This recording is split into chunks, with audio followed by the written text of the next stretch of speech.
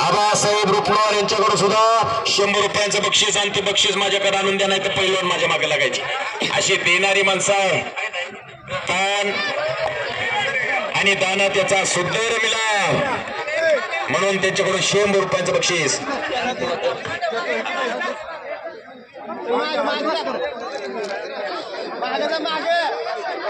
बाहेरून कुणी बोलायचं नाही. नवनाथ सावंतने योगासन केलेलं आहे. नवनाथ जरा मध्ये सगळ्यांच्या पायाला हात लावून दर्शन घे.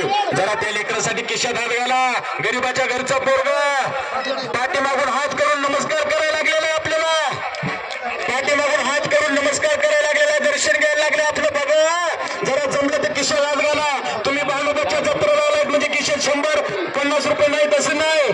जमलं तर घाला त्या लेकरासाठी खिशात हात घाला. कोणाचं नाव घेऊ अगर ना घेऊ पण त्या लेकरासाठी खिशात हात घाला. मगाची धरणं कोणाला म्हणलं नाही खिशात हात घाला म्हणून. आबासाहेब रुपनवार यांच्याकडून त्या योगासनपटूसाठी 100 रुपयाचं बक्षीस. महेश रुपनवार सरकार यांच्याकडून सुद्धा त्या योगासनपटूसाठी 100 रुपयांचं बक्षीस आहे. ग्रामपंचायत सदस्य दीपक रुपनवार यांच्याकडून सुद्धा 100 रुपयांचं बक्षीस आहे. याला दान म्हणतात. अहो समुद्रातलं गालाभर पाणी काढलं म्हणजे समुद्र आटत नाही.